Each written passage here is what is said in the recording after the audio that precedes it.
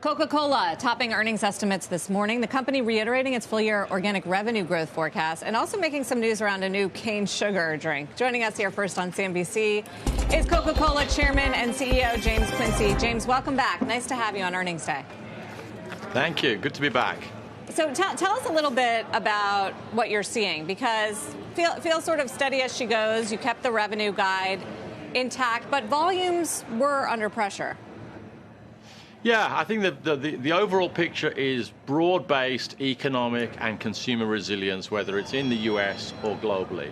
Obviously, within that, there are some puts and takes. We certainly, in the second quarter, saw the developed economies doing a bit better than they'd done in the first quarter, but volume came under pressure for us because some sort of idiosyncratic reasons in a couple of key markets, Mexico and India. But overall, consumers in good shape.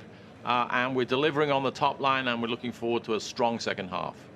Consumers in good shape in the U.S. Can you just dive into that a little more? I mean, talk about what you're seeing, because we saw consumer confidence fall at the beginning of the quarter, and it's since rebounded. How do you assess what's going on? Yeah, look, overall, I think the consumer is pretty resilient. The economy is doing well. Yes, there is some pressure on the lower income consumers, and they're looking for more value and more affordability options, and we're really leaning into that.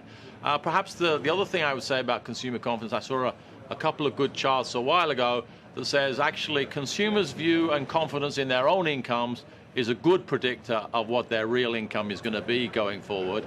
But consumer confidence in the economy, there's been a divergence between the actual economy's performance and the consumer's ability to judge it well. So I think one thing we have to focus on is what's actually happening. And so as we believe that growth will continue into the second half, we're going to lean in and continue to invest and really drive the growth. I've just been diving in this morning into how companies are navigating or mitigating, is the word du jour, tariffs. How does it impact Coca-Cola? I know we've talked a little bit about aluminum cans. What are you seeing there, and how do you deal with it? Yeah, I mean, firstly, our business is profoundly a local business. So the drinks that we sell in the U.S. are virtually entirely made in the U.S., and that's true of almost every major country you go to. As it relates to the U.S., we have some exposure to imported materials, a little aluminum from Canada, and some agricultural commodities like orange juice from Brazil.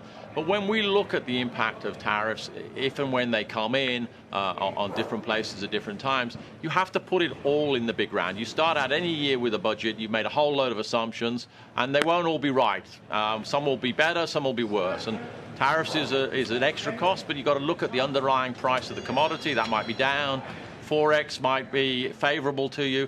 And when we put all that together, we have certainly seen so far, as we manage the business in the U.S., that we haven't needed to do any big adjustments so far this year. And we're pretty confident we can see the year through managing all the puts and takes. So what does that say? So with that in mind, are you worried about inflation? Is inflation still a thing in the U.S. when it comes to beverages? Inflation has been moderating in the U.S. and around the world. We generally, in the food and beverage industry, there's a kind of an annual price increase cycle, which in our case was in the first quarter. And so you saw pricing go up, but at a much lower rate than historically over the last few years. So we've definitely seen inflation moderating down to a more kind of normal level, and our pricing very much following that.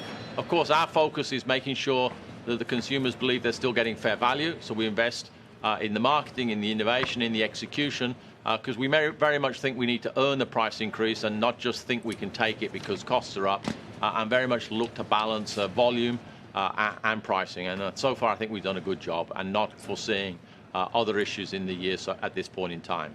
So when do you think we can expect volume growth again? Certainly, from a global perspective, we're looking for volume growth in the second half. Our model is based on the premise that we can bring more people into our beverage franchises. We have a great portfolio of brands, $30 billion brands, fantastic execution with our bottling system around the world. So we'll absolutely be looking to grow volume in the second half, as in fact we have in the first half. First half volume growth was one, right, notwithstanding the decline in the second quarter. So we'll be back to growth, and that's one of the things that powers our business.